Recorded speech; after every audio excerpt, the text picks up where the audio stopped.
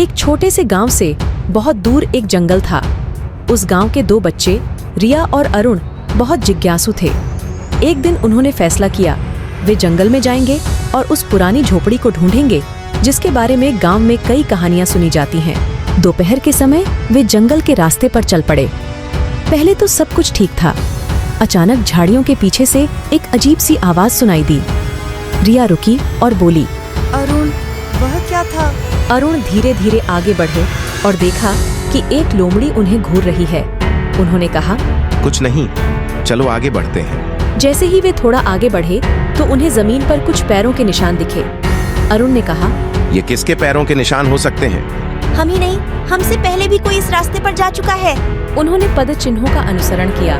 थोड़ी देर बाद उन्हें एक पुरानी झोपड़ी दिखी। कुटिया के दरवाजे के सामने एक बड़ा सा ताला लगा हुआ था। अरुण ने कहा, हम अंदर कैसे आए? आप देखिए, मैं वापस जाकर पता लगाऊंगा। रिया ने पीछे की खिड़की से देखा कि झोपड़ी के अंदर एक मोटी किताब रखी हुई है। उसने खिड़की खोली और अंदर आ गया। रिया किताब हाथ में लेकर उसके मोटे पन्ने पलटने लगी। तभी किताब के अंदर से एक छोटी सी चाबी निकली। उन्होंने चाबी से दरवाजा खोला। दरवाजा खोलने पर उन्हें एक छिपा हुआ कमरा मिला। कमरे के अंदर चमकदार वस्तुएं थीं। अरुण ने उत्साहित होकर कहा, क्या यह सचमुच एक खजाना है? अचानक उनकी नजर कुटिया के एक कोने में एक पुराने बक्से पर पड़ी। बक्सा खोलने पर एक छोटे से बक्से के अंदर से एक प्राचीन नक्शा निकला। रिया ने कहा, यह एक नए रहस्य की शुरुआत है। वे नक्शा लेकर घर वापस गए और ग्राम प्रधान को दिखाया। मुखिया ने कहा, आपने आज सच्चा साहस दिखाया है। ये नक्शा हमें गांव को फिर से पहचानने में मदद करेगा।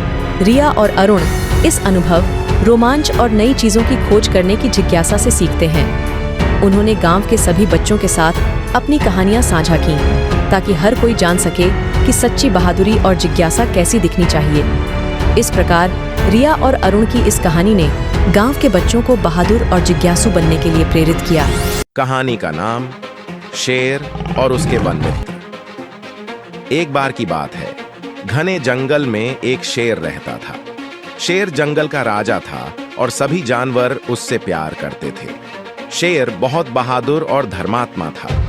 एक दिन शेर को पता चला कि उसका दोस्त हाथी एली एक गहरे गड्ढे में गिर गया है।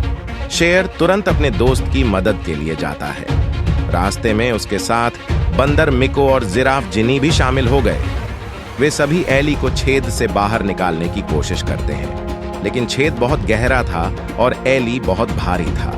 वे सब मिलकर एक योजना बनाते हैं। मिको मजबूत रस्सी बनाने के लिए पेड़ की शाखाएं लाता है। जिन्न ने अपनी लंबी गर्दन से रस्सी को छेद में फेंक दिया। शेर और मिको ने एक साथ रस्सी खींची। अंततः एली छेद से बाहर आती है। सभी बहुत खुश हैं। एली ने शेरों, मिको और गिन्नी को उनकी बहादुरी और दोस्ती के लिए धन्यवाद दिया। उस दिन से जंगल के सभी जानवरों को एहसास हुआ कि एक साथ काम करने से किसी भी समस्या का समाधान हो सकता है।